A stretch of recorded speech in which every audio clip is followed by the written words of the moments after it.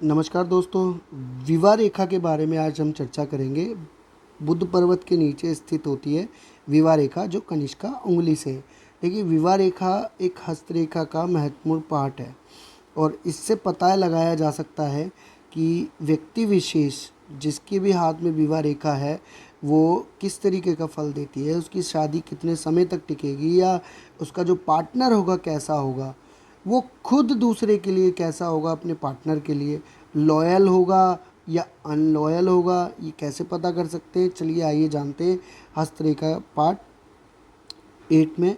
और हम डिस्कस करेंगे आज विवाह रेखा के बारे में, क्योंकि विवाह रेखा शुरू होती है मंगल पर्वत यानी कि हृदय रेखा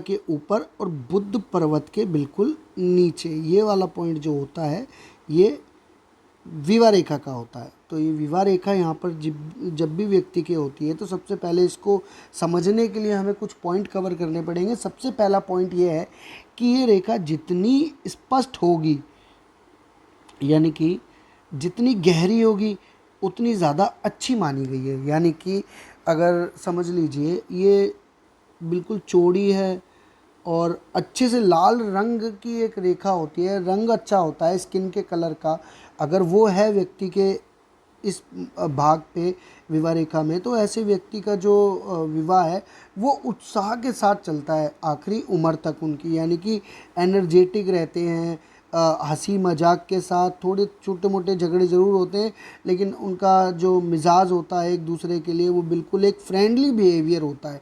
आप उन्हें पति पत्नी करेंगे, अगर उनकी अरेंज मैरिज भी हुई है तो लोग समझेंगे कि उनकी लव मैरिज हुई है। और इसका रीज़न यह है कि एक हेल्थी लाइन उनके हाथ में बिल्कुल बनी हुई है। और हेल्थी लाइन से मतलब वही है, हेल्थी लाइन वही मानी जाती है जो बिल्कुल स्पष्ट साफ दिखने वाली और चौड़ी हो और हल्की सी लालिमा सी उसमें ली हुई हो रेखा।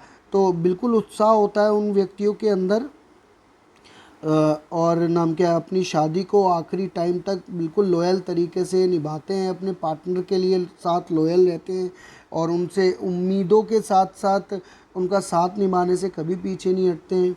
और अगर देखते हैं इसमें, अगर ये रेखा बिल्कुल हल्की हो यानी कि बिल्कुल हल्की सी हो, इस तरीके से पतली हो और साफ ना दिखती हो, तो ऐसे व्यक्ति क्या नेचर कैसा होता है कि वो अपने जो पार्टनर के साथ जो है वो सिर्फ एक विवाह के तौर पे जुड़ा होता है। यानी कि दिल और दिमाग से बिल्कुल नहीं है। दिमाग से ज़रूर जुड़ा हो सकता है लेकिन अपने दिल से बिल्कुल नहीं जुड़ा हो सकता, क्योंकि सिर्फ एक कहते हैं ना कॉम्प्रोमाइज़ वाली बात आ जाती है अपने लाइफ पार्टनर के साथ रहने की। तो अगर किसी की भी बिल्कुल हल्की रेखा है और गहरी नहीं है, मध्यम बिल्कुल दिखती है और अच्छी नहीं साफ नहीं दिखती, तो इससे ये देखा गया है। अब बात करते हैं इसके कलर के ऊपर। अगर हम जैसे लालिमा की मैंने बात करी थी उत्साह के बारे में, तो अगर यही रेखा, अगर इस रेखा पे हल्का पीला रंग हो या किसी तरीके से भी सफ़ेद रंग का एक निशान सा होता है या फीकापन कहते हैं जिसे, अगर इस तरह की कोई रेखा है तो उनके अंदर उत्साह की कमी होती है। ऐसे व्यक्तियों में जो अपने पार्टनर के साथ इतना घुल मिलना नहीं हो पाता उनका, यानी कि फैमिली बाउंडेशन समझ लीजिए या उनकी खुद की एक आदत समझ लीजिए, जो व्यक्ति अपने पार्टनर के साथ उतना घुल मिल नहीं पाता या अपने दिल की बात भी ठीक से नहीं कर पाते, एक हेल्थी कन्वर्सेशन होती है वो भी इनके बीच में नहीं हो पाती है। इसका रीज़न यही है, अगर रेखा के ऊपर एक धब्बे हो या अशुभ चिन्ह हो या हो सकता है क्रॉस का निशान हो, तिल हो सकता है उस पर, और आप ये समझिए कि बहुत सारी रेखाएं उसे काटती होगी, तो ऐसे व्यक्ति जो है अपने पार्टनर के साथ सिर्फ कॉम्प्रोमाइज़ करके ही जी सकते हैं। अगर शादी होती भी तो कुछ समय में टूटने के चांसेस भी बढ़ जाते हैं इनके। अब इसमें बात करते हैं बहुत अच्छी रेखा अगर होती है, जैसे मैंने लालिमा बताई, अगर ये रेखा यहाँ पर है और अगर कोई चंद्र पर्वत से रेखा इस तरफ आती हो, इससे मिलती हो, बिल्कुल अगर यहाँ तक मिलती हो, जैसे इस तरीके से कोई रेखा चंद्र पर्वत से अगर अब विवाह रेखा तक आके मिलती है, तो ऐसे व्यक्ति का जो फ्यूचर होता है ना, उनका जो विवाह होता है ऐसी पार्टनर के साथ होता है जो ससुराल वालों की तरफ से बहुत हेल्प मिलती है, यानी कि डाउरी समझ लीजिए, या उन्हें बहुत मान सम्मान के साथ साथ मनी, प्रॉपर्टी और ये प्रॉपर्टी जैसी चीज़ें बहुत कुछ उन्हें मिलती रहती है।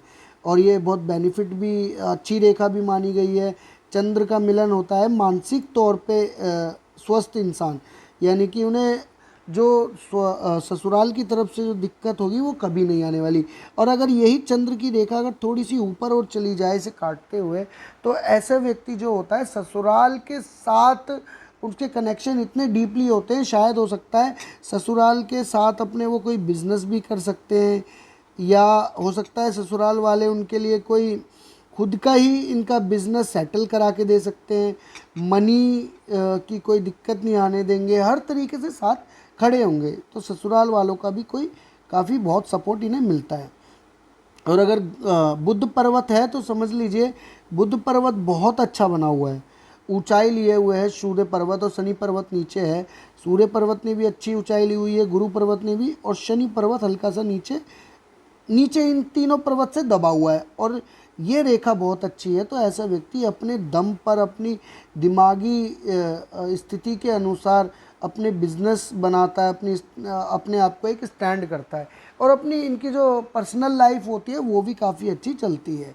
अब इसमें बात करते हैं हम जो पॉइंट का हमें चेक करना है, जो मैंने सबसे पहले आपको बताया, यही पॉइंट आपको देखने हैं कि उसकी रेखा की बनावट कैसी है, उसकी गहराई और उसकी स्पष्टता कैसी है, उस पर कोई लालिमा लिए हुए है कि नहीं, फिर उस पर सफ़ेद और पीला रंग है तो वो अच्छा निशान नहीं माना गया है, हल्की अगर रेखा है तो वो भी अच्छी नहीं मानी गई है। तो ये कुछ पॉइंट है इसको बेसिक तरीके से सीखने के लिए। इसके बाद जो इनकी जो डीपली रिसर्च है वो अलग होती है कि शादी कब होगी, कैसे होगी, किससे होगी, कैसे व्यक्ति से होगी, वो अलग एक टॉपिक इसके ऊपर मैं बनाने वाला हूँ आगे जाके। तो ये बात कुछ आज समझिए आप इनके बारे में। इस टॉपिक से हम बेसिक आसानी तरीके से समझ सकते हैं कि हस्तरेखा में विवाह रेखा के का अच्छा होना कितना ज़रूरी है हमारी सुखहाल जीवन, मतलब हमारी शादीशुदा खुशहाल ज़िंदगी के लिए।